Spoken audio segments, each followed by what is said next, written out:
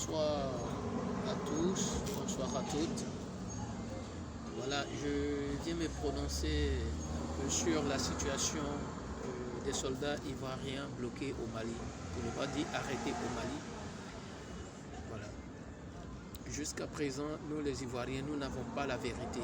Nous ne savons pas la vérité et nous ne nous posons pas les questions ultimes. Ok? Voilà. Sachez que les réseaux sociaux ne doivent pas servir de lieu de cachette, okay, à des personnes pour dire n'importe quoi. Mais je crois que là où nous sommes arrivés un moment, il faut que nous contribuions au développement de notre propre pays. Nous devons être les médiateurs nous devons être du moins les médiateurs à un certain moment. On n'est jamais jeune, on n'est jamais enfant pour décider. Oui. Nous avons la solution, nous avons une question à poser, on peut le poser tranquillement sans insulter qui que ce soit.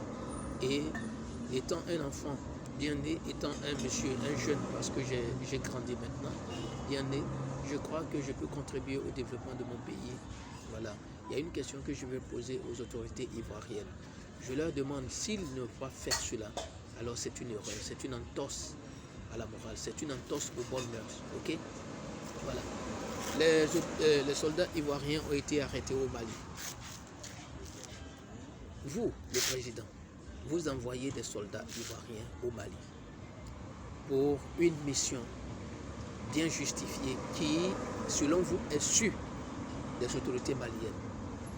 Et vous apprenez que ces enfants que vous avez envoyés, ces soldats que vous avez envoyés ont été arrêtés au Mali pour, disons,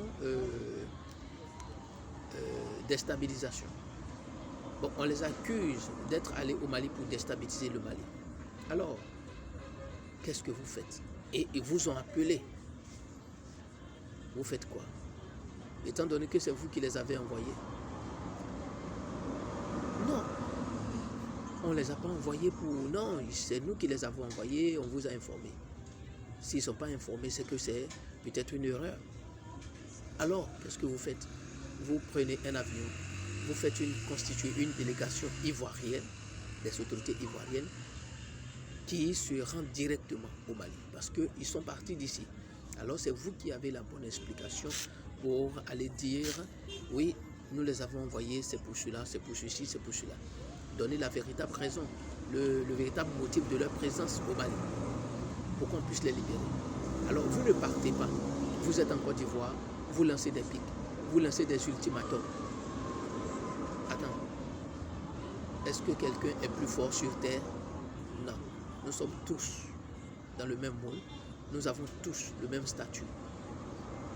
Que vous portez cravate, que vous portez des souliers, que moi je porte ma chemise simple ou bien mon tricot délavé de parti politique, parce que c'est ce que les Ivoiriens portent beaucoup, de parti politique, en attendant, nous sommes tous les mêmes devant Dieu. Pourquoi je dis nous sommes tous les mêmes devant Dieu? Il n'y a personne qui est plus fort, même le militaire qui exécute, celui qui va assassiner, celui qui va abattre, celui qui va empoisonner. Nul n'est fort devant Dieu. C'est face aux hommes.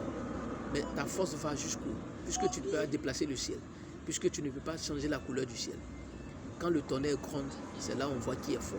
Dans vos maisons, quand le tonnerre gronde, que ça tremble, ça secoue. Je sais, j'ai vu plusieurs attraper la tête, j'ai vu plusieurs à plat ventre. C'est là que tu vois le ridicule de ces hommes. Oui. Les hommes que vous voyez, que tout le monde craint, quand le tonnerre gronde, voyez-les comment ils sont. Ça veut dire qu'il y a un être suprême qui est au-dessus de nous. Alors faisons attention.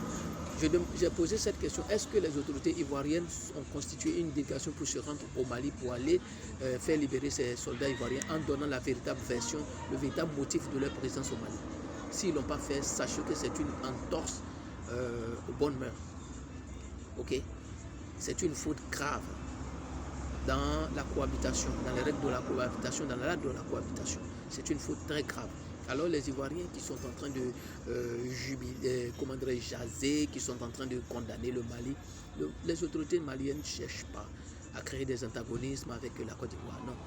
c'est nous, c'est que c'est là, c'est nous, c'est la Côte d'Ivoire qui se comporte mal envers les autorités maliennes. Il faut qu'on se dise la vérité. Tu envoies un enfant dans un village et puis on dit qu'on l'a arrêté dans ce village. Tu n'envoies pas quelqu'un pour aller le faire libérer et tu le laisses, tu es ici, tu envoies un message, libérez-le automatiquement. Qui est votre enfant? Prenez-nous au sérieux. Ok? Prenez-nous au sérieux. Je vous en prie. Allez-y si vous ne l'avez pas fait. Vos conseillers, monsieur le président, les conseillers qui sont autour de vous là, ils ne valent rien, je vous assure. Sinon que, ils auraient dû vous dire, monsieur le président, dans ce genre de situation, il faut qu'on envoie une délégation directement pour aller négocier, faire la médiation directe et négocier rapidement avec les autorités maliennes pour qu'on libère ces soldats, nos frères qui sont, nos compatriotes qui sont bloqués là-bas. Ok? Je crois que c'est ce qu'il fallait faire. Si ça n'a pas été fait, faites-le maintenant. Rectifiez ce tir parce que c'est une faute grave. Et ça, Dieu ne vous le pardonnera pas. Je vous assure, Dieu ne vous le pardonnera pas. C'est une faute de votre part. Faites-le. Et vous allez voir comment ça va changer. Dites la vérité une fois pour toutes, pour que la Côte d'Ivoire sache ce qui se passe.